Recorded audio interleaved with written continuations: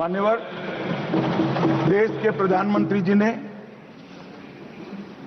लाल किले से अमृत काल के लिए पंच प्रण की घोषणा की थी। इसमें एक, जब देश आजादी की शताब्दी मनाता हो उस वक्त विकसित भारत का लक्ष्य हमने तय करना है। गुलामी की हर मानसिकता से मुक्ति प्राप्त करनी है। अपनी विरासत पर गर्व लेना है। देश की एकता और एकजुटता और अखंडितता को हमें संभाल कर रखना है और नागरिकों में कर्तव्य की भावना को हमें आगे बढ़ाना है। मान्यवर, जब देश के आजादी के 75 साल हुए, कोरोना काल होने के बावजूद 2 साल तक पूरे देश के हर गांव-गांव में आजादी के अमृत महोत्सव को मनाया गया। अमृत महोत्सव के माध्यम से इस देश की युवा पीढ़ी को हमारी 1857 से 1947 तक की पूरी आजादी के संघर्ष को हमारे युवाओं को परिचित कराया।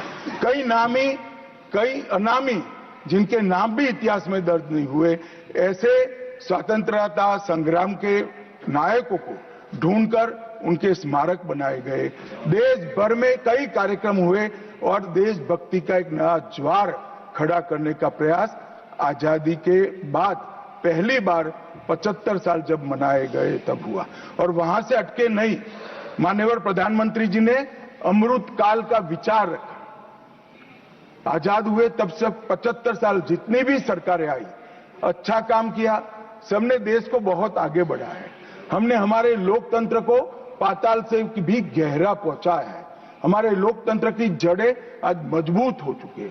मान्यवर, मगर 75 से 100 साल का एक कालखंड अमृत काल के रूप में इसका नामकरण प्रधानमंत्री नरेंद्र मोदी जी ने करा और देश के युवाओं के सामने एक संकल्प रखा मान्यवर कि आजादी का अमृत महोत्सव से आजादी की शताब्दी तक ये जो पूरा कालखंड है वो देश को महान बनाने का कालखंड के रूप में हम उसको चैलेंज के रूप में लेंगे, एक चुनौती के रूप में लेंगे।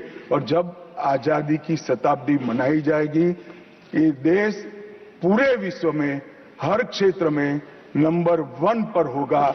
ऐसे देश और मान्यवर संकल्प आज प्रधानमंत्री जी का अकेले का नहीं है, कोई एक पॉलिटिकल पार्टी का नहीं है।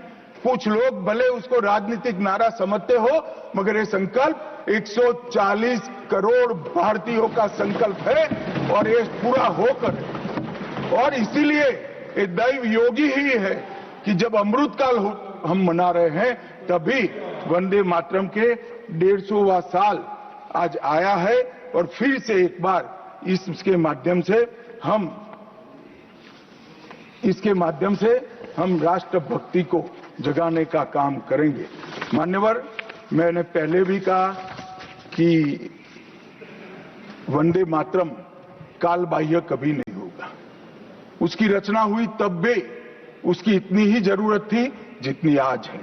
और मान्यवर, उस जमाने में वंदे मातरम देश को आजाद बनाने का कारण बना और अमृत काल में देश को विकसित और देश को महान बनने का नारा वंदे मातरम बनेगा, इसका मुझे पूरा विश्वास है। और मैं मानता हूं कि सदन में बैठे हुए सभी सदस्यों की साझी जिम्मेदारी है कि हम बच्चे के मन में वंदे मातरम के संस्कार पुनः जागृत करें, हर युवा के मन में वंदे मातरम के नारे को प्रस्थापित करें, हर किशोर को वंदे मातरम की व्याख्या के रास्ते पर अपना जीवन समर्पित करने के लिए उसको प्रेरित करें। और वंदे मातरम का ये उद्घोष ही हमारे आजादी के सेनानियों ने जो भारत की कल्पना की थी, वो भारत की रचना का कारण बनेगा। और मैं मानता हूं कि सदन की भावना हमारी युवा पीढ़ी तक विशेषकर पहुंचेगी, इसका मुझे पूरा विश्वास है। आपने मुझे समय दिया, इसलिए मैं आपका पूरा धन्यवाद कर मेरी वाणी को श्रीमान मल्लिकार्जुन खड़गे जी।